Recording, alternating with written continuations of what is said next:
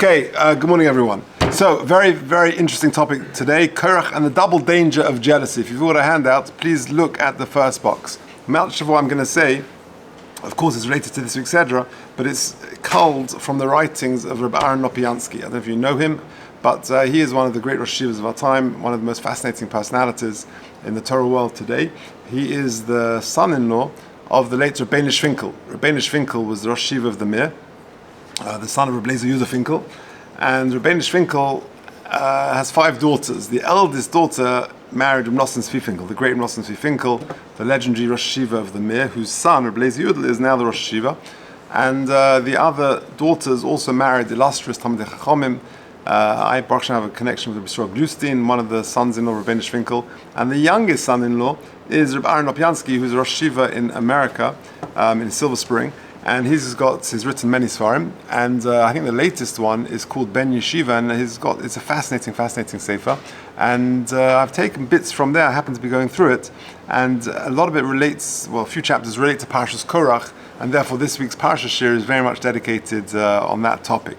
So take a look at the first box. If you're listening online, please email me at j.golker@gmail.com. I'll send you the handout. Says the first box. Please look. Vayikach Korach. You got it? Vayikach Korach ben Yitzhar ben Gehaz ben Levi. So this is the famous Parsha's Korach.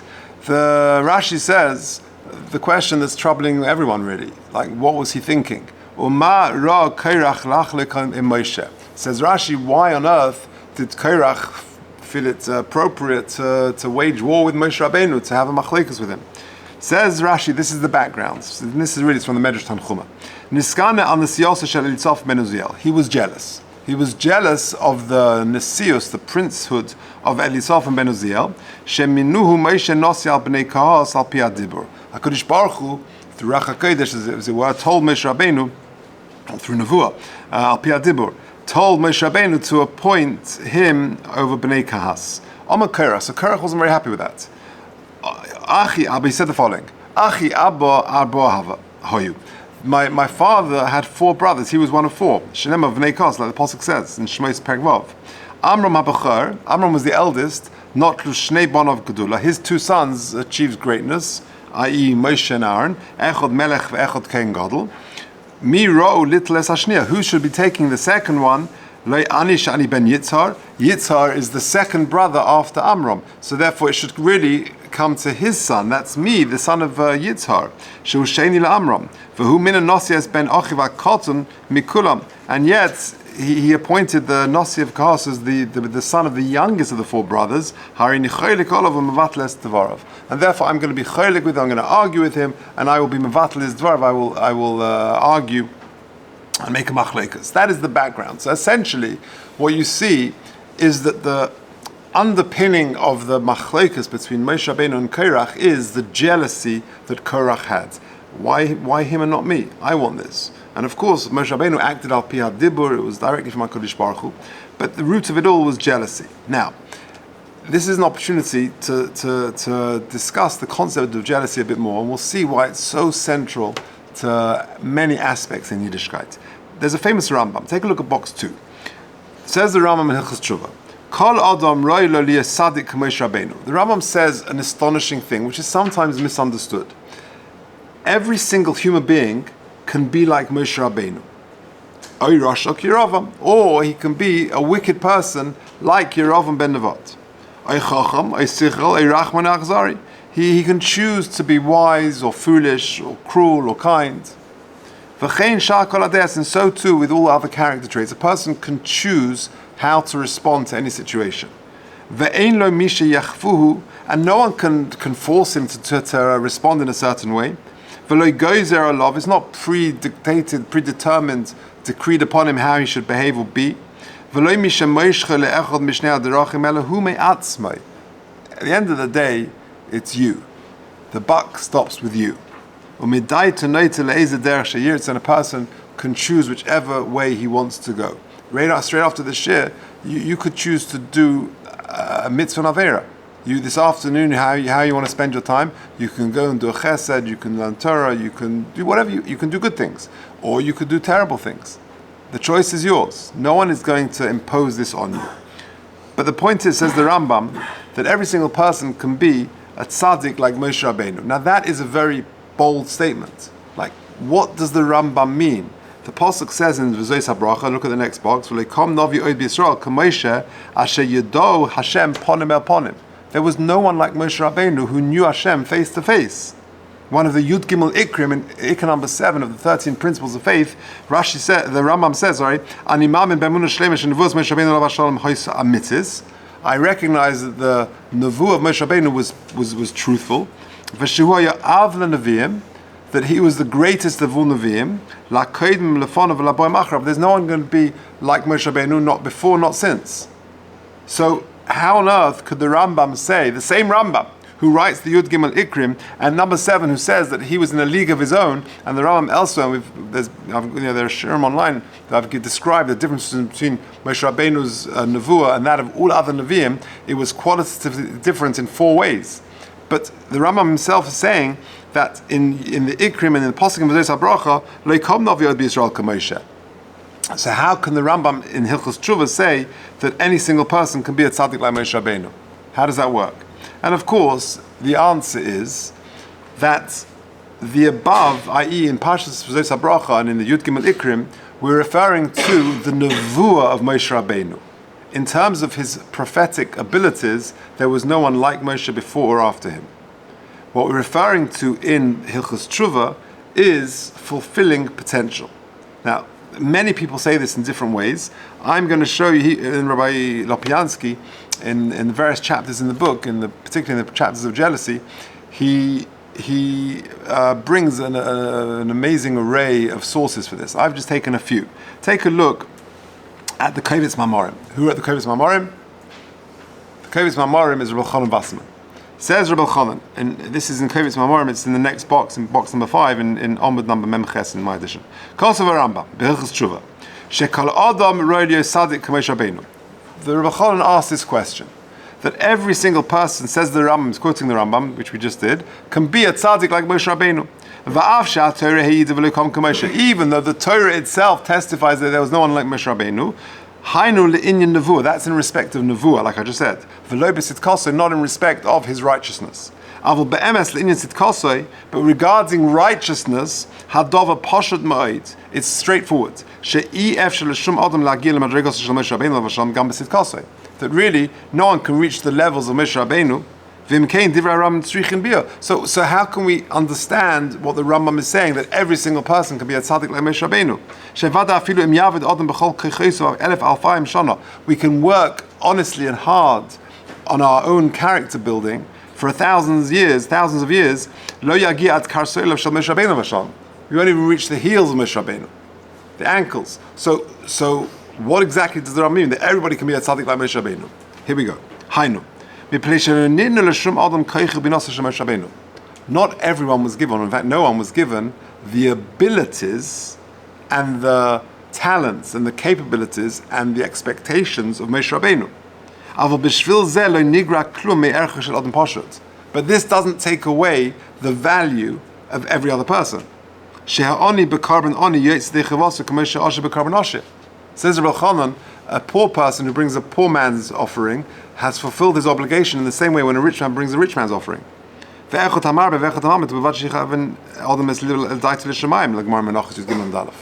doesn't make a difference how much, big or small, so long as you're doing it l'shem shamayim. V'zuhi kavonas Rambam, and that's pshat in the Rambam, says Rabbi Chanan. That every single person can be a tzaddik like Moshe Rabbeinu.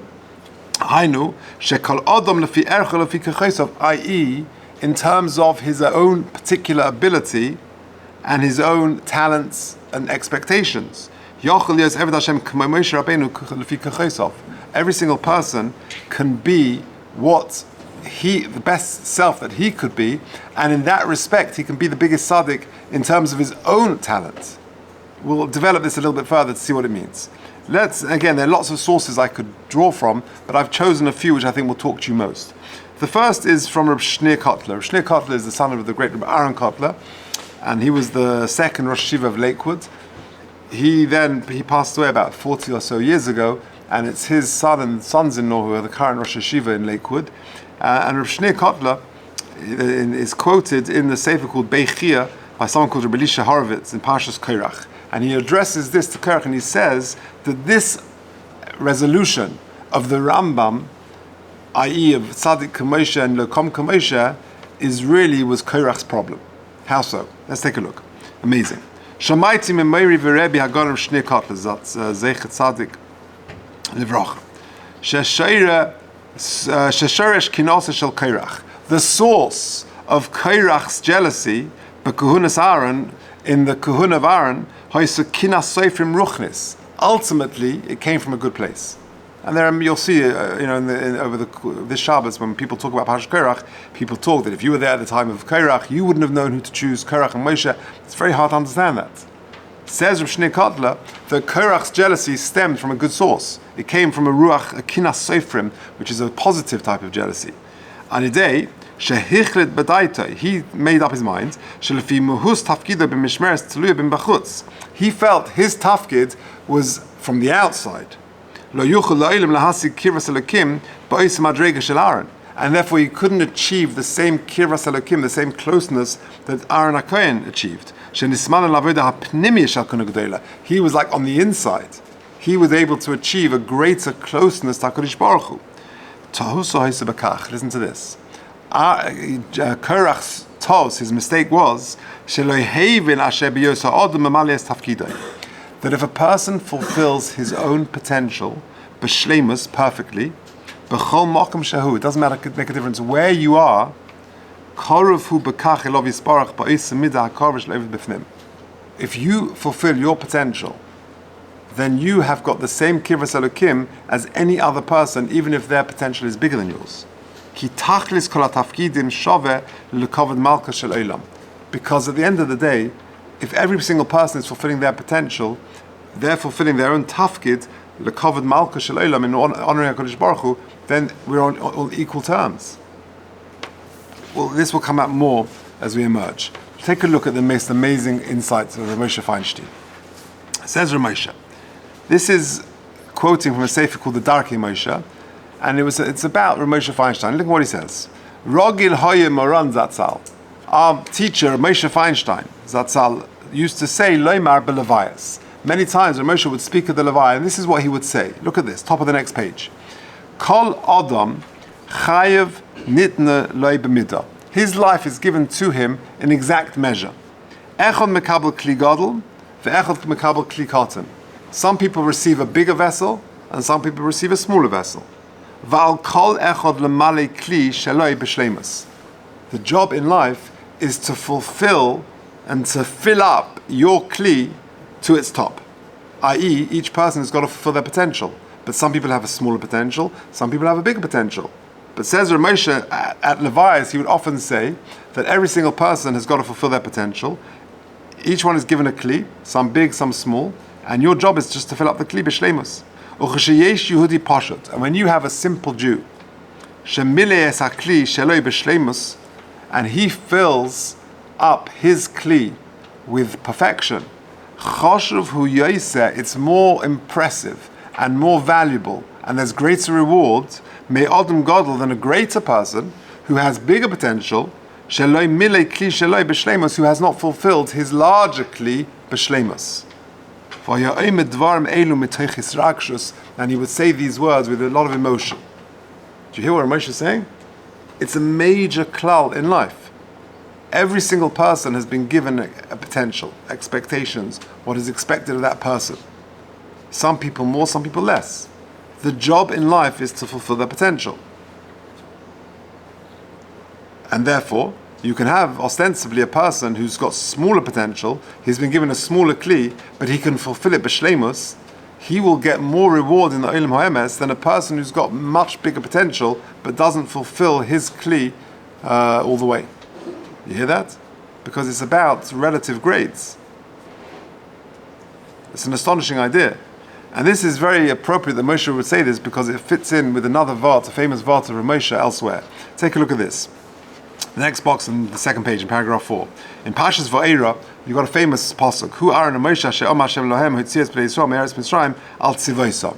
And notably, Aaron comes before Moshe. And Rashi picks up on this. Rashi says in the beginning there in Va'era, Yesh mekom shemakdim Aaron leMoshe v'yesh mekom shemakdim Moshe leAaron.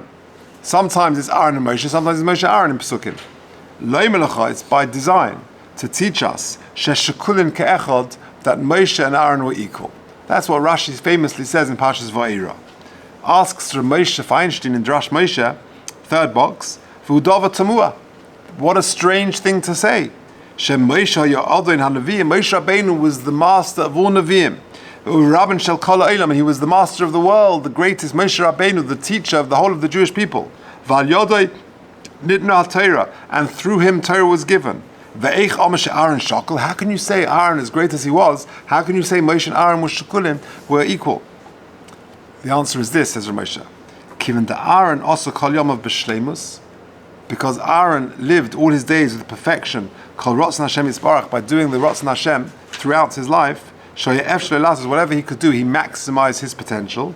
Who shakul k'Moshe, he is equal to Moshe Rabbeinu, in as much as Moshe Rabbeinu also fulfilled his potential. Even though Moshe Rabbeinu was greater, he had more potential, because he had more responsibilities, more things to do.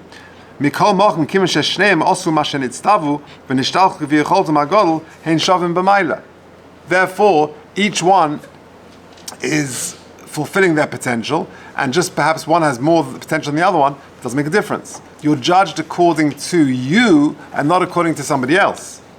And your job, and what will happen to you after 120 years, and to all of us, is, did you live up to the potential and the opportunities that HaKadosh Baruch Hu gave you? And what other people have is irrelevant. And with this, Ramosha explains an amazing Gemara in Baba Basra. This is amazing. Look at this. The Gemara in Baba Basra, Daf Yud Amud Aleph, says the following. Ki hoda Yosef b'rei Rabbi Shiur cholash. The Gemara says that once upon a time, the son of Rabbi Shiur, Rabbi Yosef, took ill.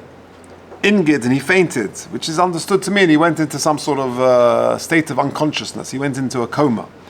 Amalei Avua, and then he recovered. And his father said to him, "My chazis, what did you see when you were unconscious, when you were in a coma, and you were sort of hovering between two worlds? What did you see?"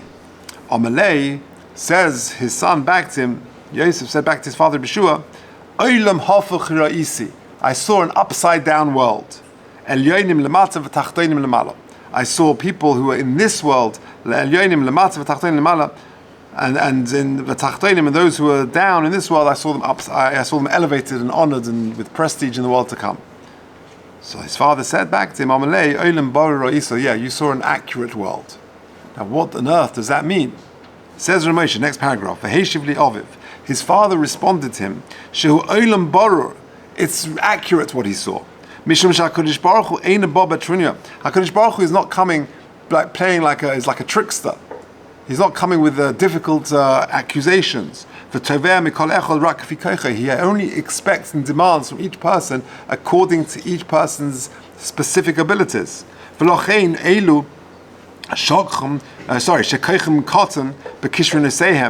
a person who's got lower ability, but yet did according to their ability, they fulfilled their mission in this world, and therefore they scored 100%, let's say, in their tough kids, and in the world to come, they're going to be in front row.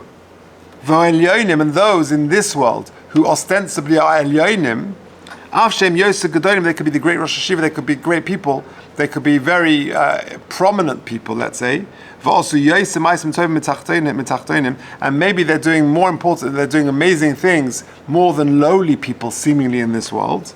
They could have done more in terms of Torah or Maisim Tovim,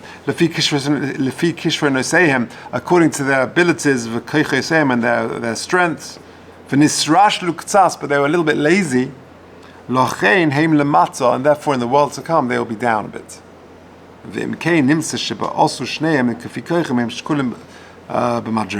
And therefore, if each one does according to their ability, the best they can do, then they will be absolutely equal.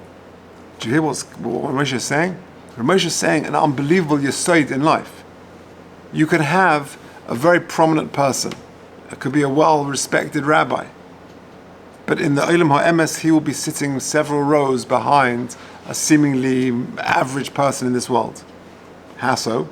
Because if an average person in this world is given a tough kid, given potential, and he scores 97% out of 100 in that test called life, and the person who is more prominent and achieved more and did lots of great things only scored 92%, so the first guy wins. You're judged according to your ability.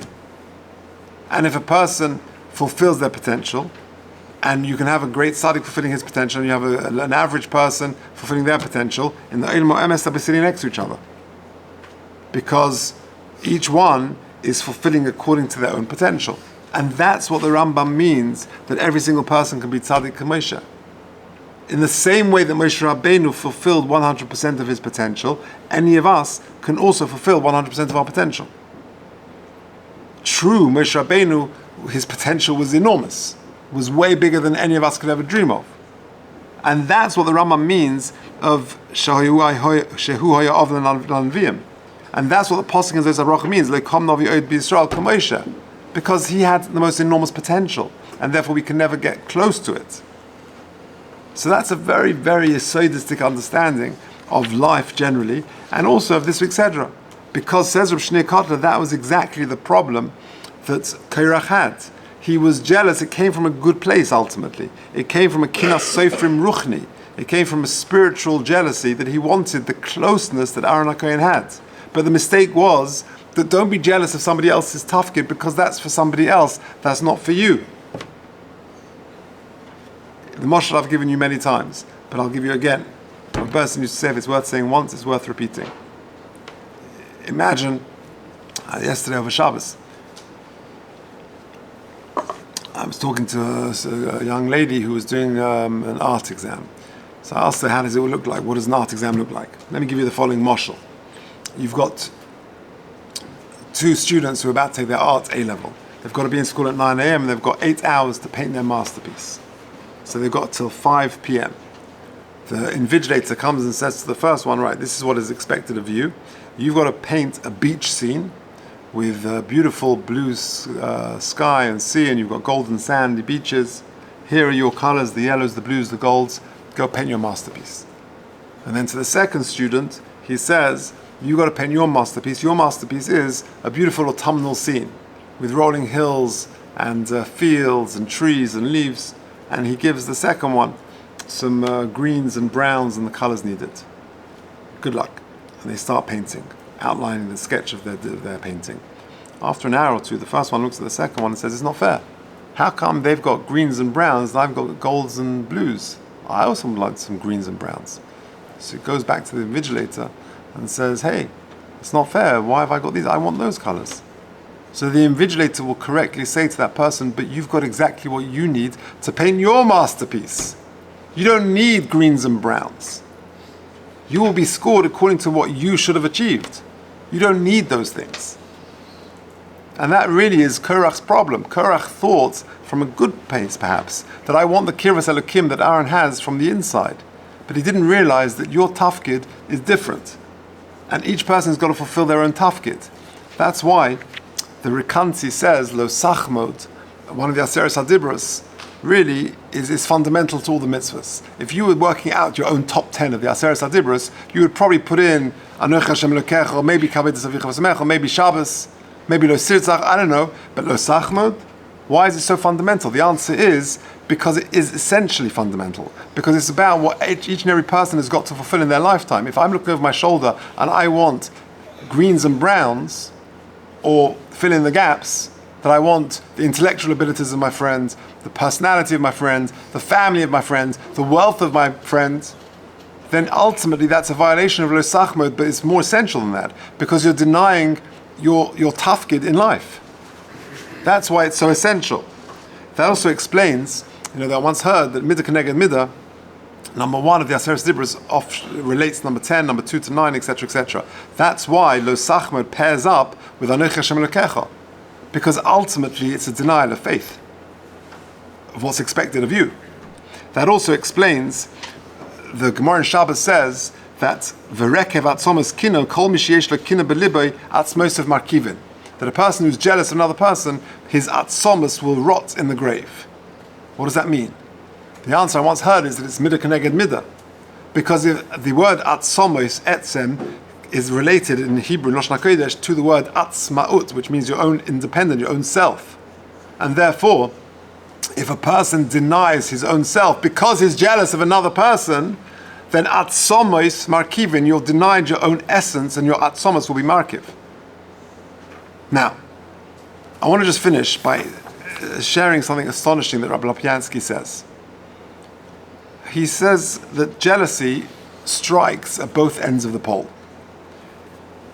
I've just shared with you one end of the pole.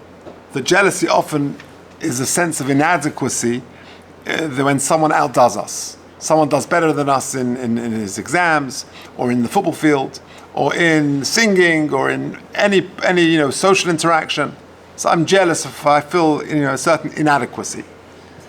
But it also, and I'm going to read to you because I've just extracted bits from him. Listen to what he says. It also affects us deeply and perhaps more insidiously for those of us who have seen as successful by society. In other words, there's a certain smugness that creeps into individuals. Being more successful, quotation marks, than those around us can have a negative impact in two ways. Again, I'm quoting from Rav Lopiansky in his yeshiva, in his Sefer Ben Yeshiva Pathway of Aliyah. First of all, if we measure achievement by those around us, then we feel content and stop short of realizing our potential. Second of all, we face further danger that we may channel our spare time and talent into activities that may not be best for us, rather than doing our very best in Avodas Hashem. Rabbi Lopiansky notes that while feeling inferior has a debilitating effect, feeling content prevents an individual from even trying to be a better person. He quotes his Rabbi, Reb Chaim Shmulevitz, who would say in his manner of speaking, I'm not fond of self-satisfied people, as I to mention, and I don't think that Hashem thinks much of them either. No one knows what anyone's mission is. In any area that we have excelled above others, we can rightfully ascribe this success to abilities granted to us by Hashem, and we have no idea of how much more is incumbent upon us. Rabbi Lopiansky then quotes an extraordinary expression of this idea that was articulated by Moshe Twersky. For those of you who are hoping to go to Torah Moshe, Moshe Twersky was one of the Rabbeim there. He's a nephew of Meiselman, and he Nebuch was one of the people killed in the tragic Har Nof massacres a few years ago. Let me tell you what Rabbi Lopiansky says about him. Moshe was an extraordinary person. Anyone who read the remarkable book about him, Malach and Amitz, will appreciate what a loss it was when he was tragically murdered a few years ago in the Har Nof attack. Rav Moshe was an incredible Talmud Chacham who could quote almost any Tosfos in Shas almost verbatim. He had a deep knowledge of Kabbalah that he acquired as a close Talmud of Reb Elia Weintraub.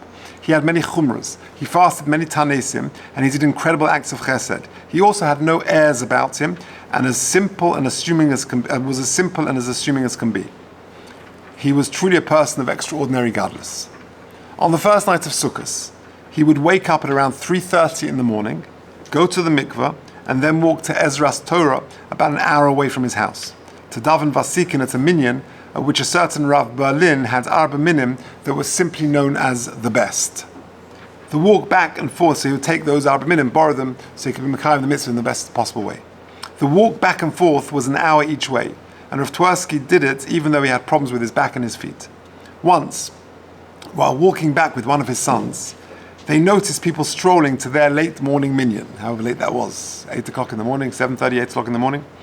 Rav Twersky must have felt that his son was looking a bit askance at these people. He remarked to his son, "Do you think we're better than anyone because of what we just did?" No, not at all.